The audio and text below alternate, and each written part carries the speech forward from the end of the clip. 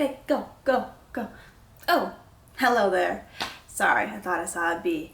So today we're doing this a bit differently. I want to talk about bees. So I'm a big fan of wildlife, nature, all that jazz. And I've recently heard about the Asian giant hornet.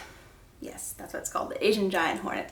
Maybe you're a bee aficionado and you know all about them, or maybe you've just watched the Wildlife Channel, if TV's still a thing, cable and all that.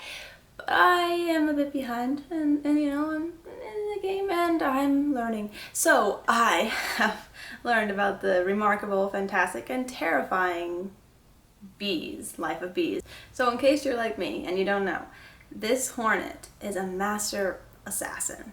So basically, they come from Asia, as the name probably indicates, and they are known for decimating, completely outright decimating honeybee colonies, specifically European honeybees, who, because the hornet is an invasive species, they're not really well equipped to deal with them, and they tend to just get completely annihilated when they come their way. So what happens is these hornets, they send out a scout, right? Just goes buzzing along, searching for their next target, which happens to be the honeybee. They go and they mark the hive with a pheromone that essentially attracts the other hornets back in the nest to come and attack and completely destroy it. So one hornet on its own can kill approximately 40 honeybees. Combining efforts, you get 30, 40 of these guys, and they go to a honeybee hive, and in about an hour, they can take out thousands of honeybees, completely destroyed. Hive emptied, queen gone, heads chopped off, because that's what they do. Think Henry VIII and his penchant for chopping off heads, and a lot of other English royals back in the day. I do love English history, we'll get to that one day. But yeah, these hornets took a page from those times and decided, hey, let's do that. Let's decapitate our enemies. So that's what they do. Poor European honeybees. They have nothing, no defense. Rest in peace.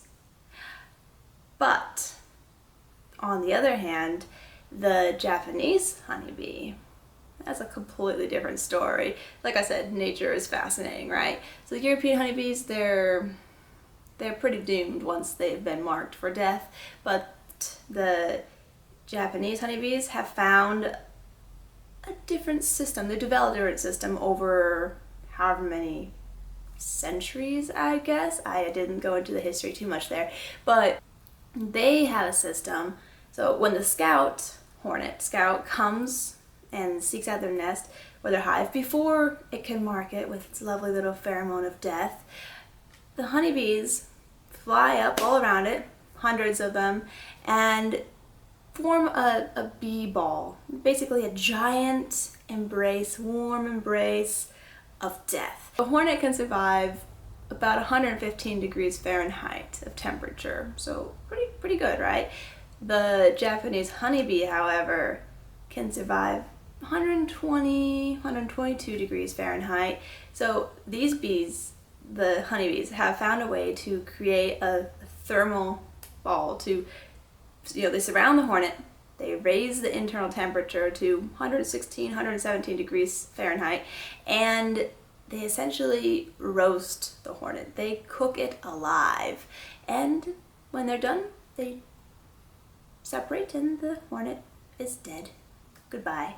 So in swarms, hornets have the upper hand, of course. So the Japanese honeybee nips that in the bud. They take out the scout. Scout doesn't mark their hive. It doesn't go back to the nest to inform its fellow comrades of, hey, we have a new target.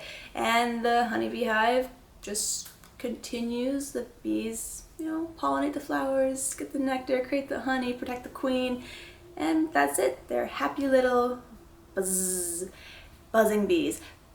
The hornets, they lose a scout, but they've got their fellow hornets, and they don't need to worry about it, right? So I guess the question I have here is, which one is more frightening, the giant hornet or the Japanese honeybee? Let me know in the comments. Bye.